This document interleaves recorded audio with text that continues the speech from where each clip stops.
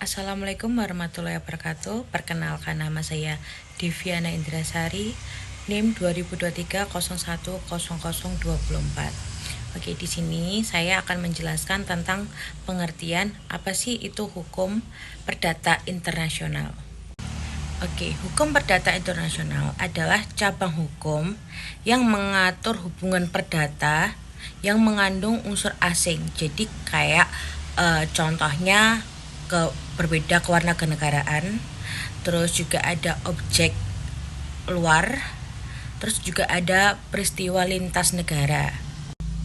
Nah, tujuan hukum perdata internasional tersendiri itu juga kayak menentukan hukum mana yang berlaku dan pengadilan mana yang berwenang. Nah, untuk titik taut hukum perdata internasional itu sendiri itu ada dua, yaitu yang pertama ada primer, yang kedua sekunder. Oke, aku akan jelasin yang pertama, yaitu titik taut primer. Titik taut primer adalah menentukan ada tidaknya unsur asing. Jadi contohnya yang pertama, ada berbeda kewarganegaraan. Terus yang kedua, ada tempat tinggal kayak domisili berbeda negara. Terus yang ketiga, ada objek benda yang ada di luar negeri.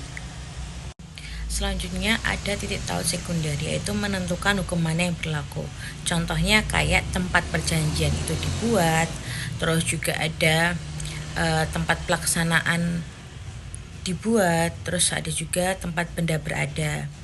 Terus ada lagi kayak hukum kewarganegaraan, terus hukum domisili. Oke, selanjutnya aku akan menjelaskan tentang asas-asas hukum perdata internasional, yaitu yang pertama ada asas kewarganegaraan, yaitu hukum ditentukan berdasarkan kewarganegaraan seseorang. Terus juga ada asas domisili, hukum ditentukan berdasarkan tempat tinggal yang tetap. Terus juga ada asas letak benda, hukum ditentukan berdasarkan lokasi benda. Terus juga ada asas tempat dibuatnya perjanjian,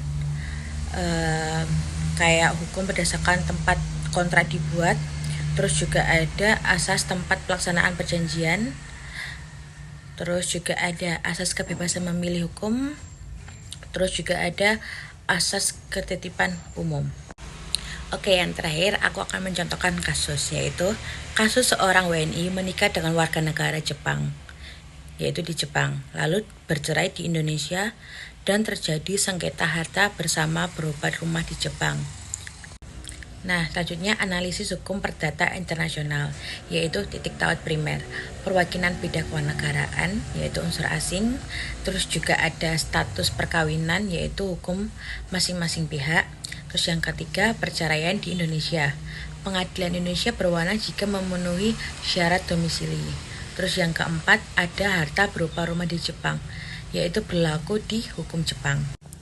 Nah, kesimpulannya, setiap aspek dalam satu kasus bisa tunduk pada hukum yang berbeda, tergantung kita menggunakan titik taut dan asas yang digunakan. Sekian penjelasan hukum perdata internasional dari saya, kurang lebihnya mohon maaf. Wassalamualaikum warahmatullahi wabarakatuh.